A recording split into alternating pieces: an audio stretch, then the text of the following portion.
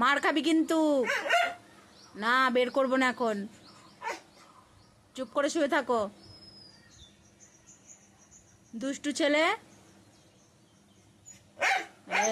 এই কি হয়েছে? মেঘ, একটুখানি মেঘ ডাকলেই ওরকম করে।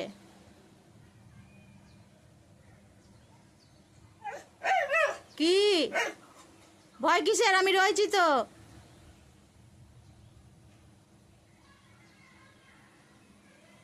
কাঁদবি না।